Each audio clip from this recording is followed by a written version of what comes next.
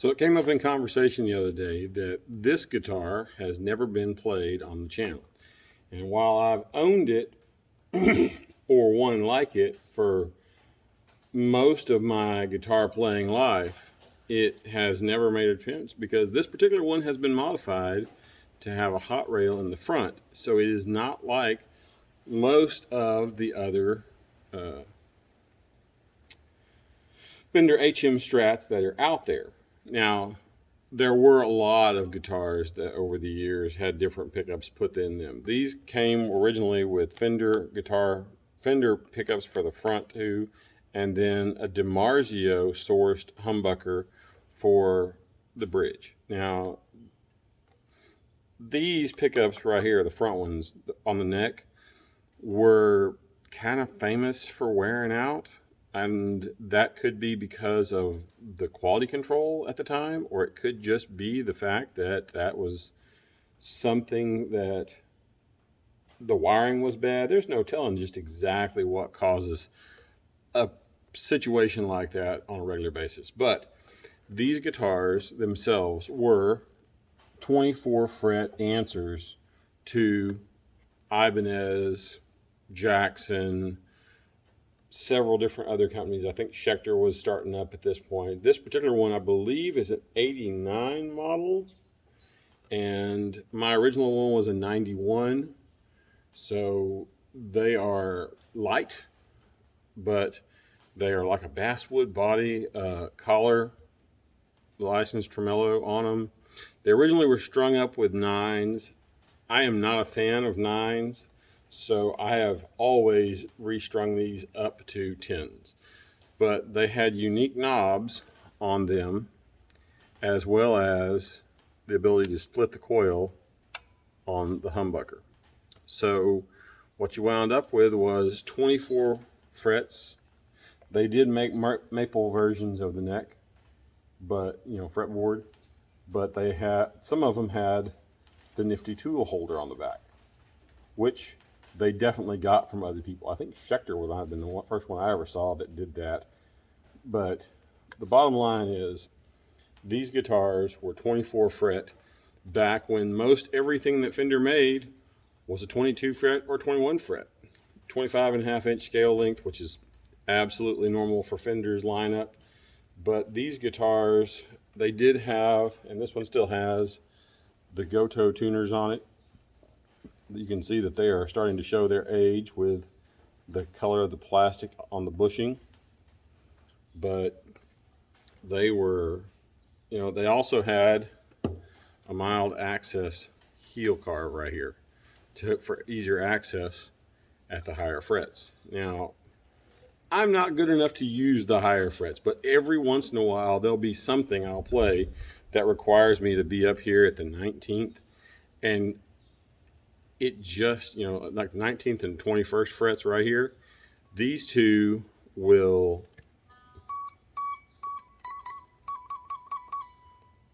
easily be gotten with that access. Anyway, but the bottom line is, I thought I'd take a moment to play through on this one. It's strung up with Dean Markley Blue Steels that are 10 gauge. So I think it's 1046s. And the, like I say, neck is maple with a rosewood fretboard. The frets on this one actually are in pretty good shape. This one I acquired in 2012 or early 2013. My original one had been had gotten to a point where I didn't play it for a while, and somebody offered me more money than I knew what to do with to have it, thinking I could go out and buy another one. I wound up with a hole in my lineup, so when I had a chance to find one that was in decent shape, or at least moderately decent shape, I went ahead and bought another one because it's just a really versatile and enjoyable guitar. So anyway, I'll run through all the settings. Like I say, these guitars have really thin necks, and that makes them easily played fast. They are gloss necks. I don't know if I can get the light to show it, but they are gloss necks. I don't know if the maple ones were satin or not. I think they were all I think they were all this gloss that actually ages really well and feels good no matter how much you play it. And they were fast when they were new, and they are still this many years. I mean, gosh, this guitar is 33 years old, and it still plays fast. So you can run up and down the neck. I am not good enough to do that, but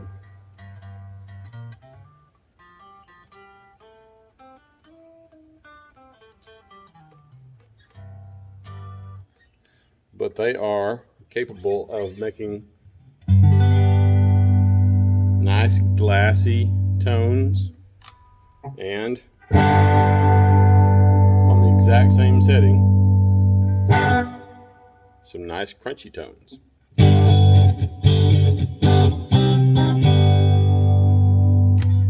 But anyway, so what would be normally considered position 5 neck pickup, here we go.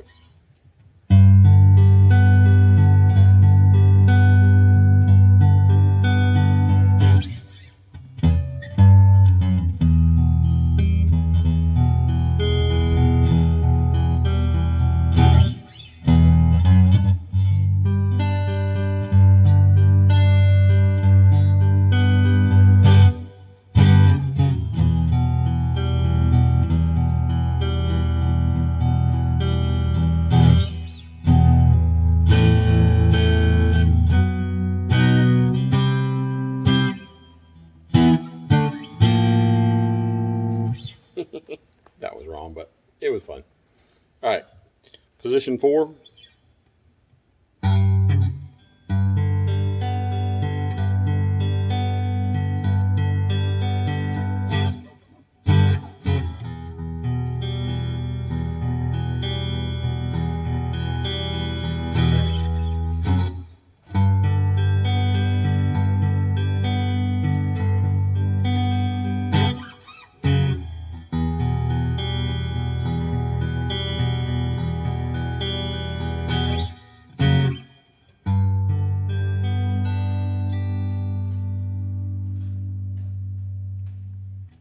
Position 3 in the middle.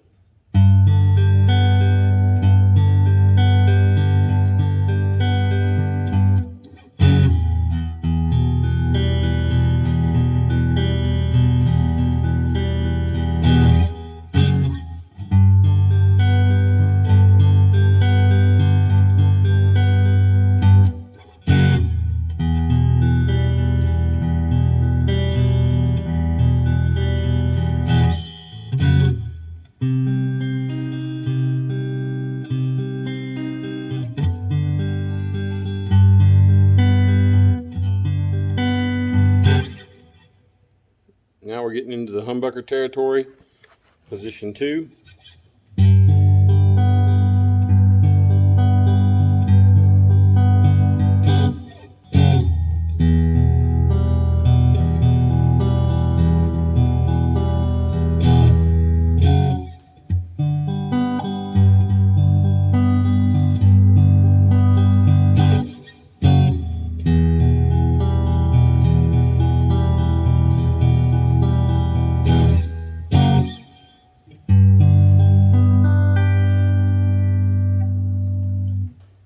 And finally, position 1 with the humbucker on.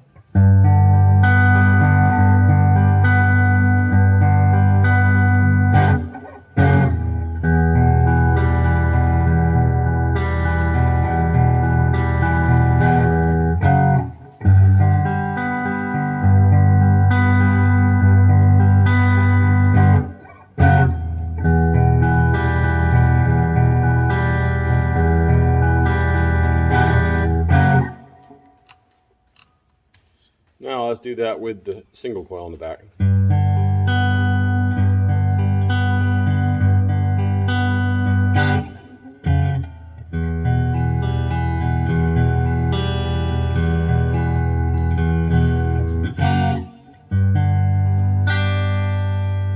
Now, this was my first experience with a coil split, and I judge every coil split that I do based on this kind of guitar. This particular setup always kind of gave me a bias on what I think coil splits are supposed to do. So not until we get into the modern versions of the Gibson coil splits and other coil splitting that I've seen did I really feel like it was all measured up. Because I mean, going from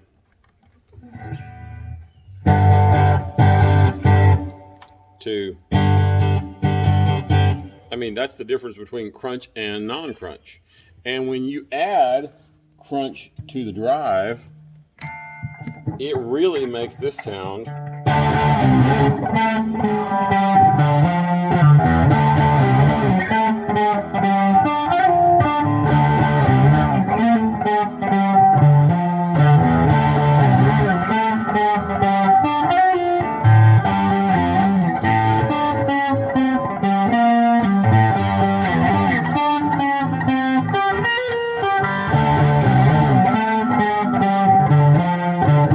And then mix in that middle pickup, which is already pretty hot.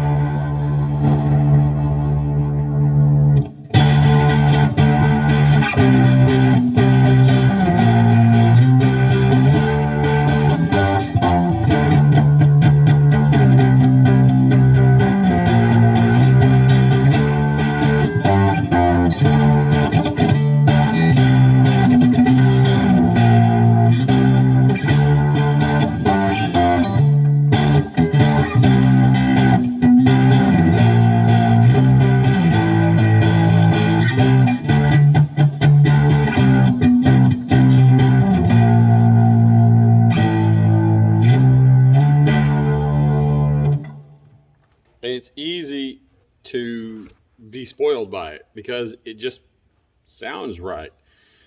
Now, these guitars, like I say, were kind of unloved at their inception. They were at a cult following, still have a cult following. You can still pick them up for $1,000. The reissues were made in Japan. Now, this particular one is an American-made version. They did make some of these in Japan in the 80s and early 90s. So, what's the difference between them? Nothing that I know of. There's different versions of them. This particular one is a pink, has kind of a pink color on the Strat logo, and there's blue, there's a yellow, and then I think there's a purple one as well. Or maybe the yellow is not right. Maybe it's pink, purple, and blue are the only, and I don't know if those are generations, if that's a particular series, if it goes with the body color. My original one had a blue version here. So I don't know if that, because like I said, I don't know if that's a different color. I don't know if you can tell the colors of those. I'm not even completely sure that Fender knows, because Fender acted like these things didn't exist for a long time until they suddenly reissued them 2 years ago. And that was a really interesting moment because they were all made in Japan. They had Floyd roses instead of the collars, and I think they still had the coil splits, but it was weird because it was not the DiMarzio. And the thing about the DiMarzio is all the pole pieces are adjustable. So you can really fine tune how you want this to sound. Not only does it have a good tilt availability, it also has the availability of changing your pole height on all of it. So you can get a really, really, really hot sound if you bring it right up next to the actual strings. Now this one is strung low. I like the action on this to be low on this particular model of guitar. These fretboards are pretty flat. I mean, these are probably 16. They might be 12s, but I'll bet you it's a 16-inch radius neck, and they are not exactly flat, but they are super close. And like I say, they are strung with the nines originally, so they only had in this cavity right here the 3 springs instead of 4. So if you're going to string it with 10 gauges, you're going to want to do a extra spring in here, because if you don't, it will lift this tremolo way up, and that will cause you to have too much action. And there's no amount of fixing it, so better to go ahead and use that. Now, if you wanted to put 11s on here, you might be able to. I believe you can double one of those springs up, but like I say, these guitars were originally strung with 9s because that's just what Fender did and still mostly does. But the 10s just give it a nice sound, I think. And changing the amp position a little bit, taking a little bit off the middle.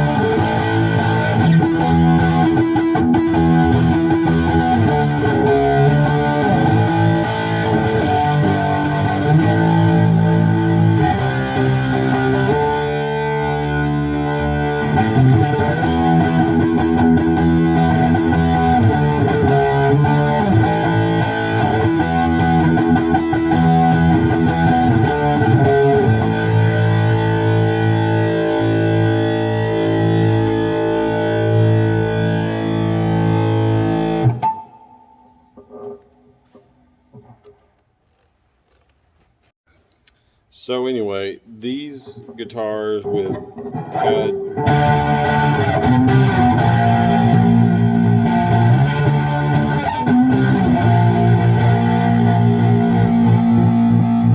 so starting off in position 5.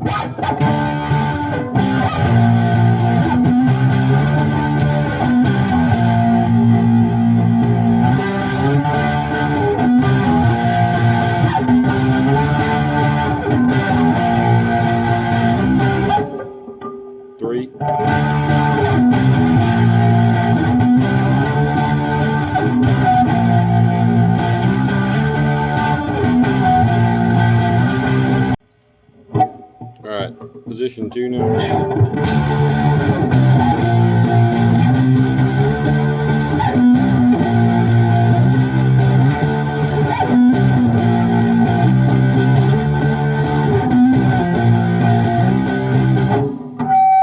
On to position 1.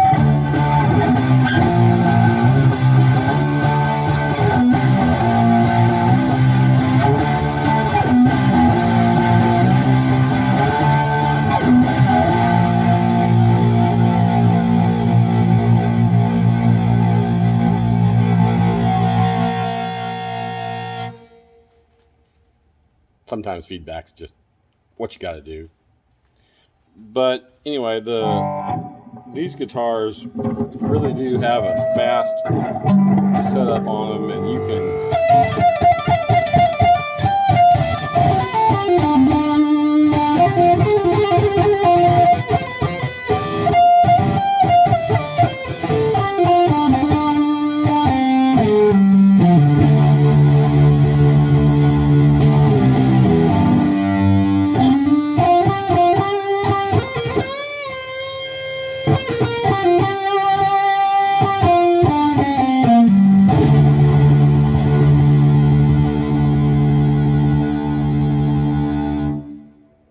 have some pretty good fun.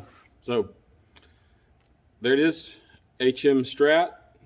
This is 89 model. Like I say, it's a little bit different. It's got a hot rail in the front instead of the stock HM Strat single coil. The DiMarzio, I think, is a little bit low. I like it because it gives a little bit less bite to the sound, but they were a little higher when they were factory. So I dropped it down a little bit, changed the pole positions on the bridge side to give me a little more bite to the actual treble and pull away from the bass, so that it's a more of a screamer instead of a bass overdrive. But there it is. 89 Fender HM Strat.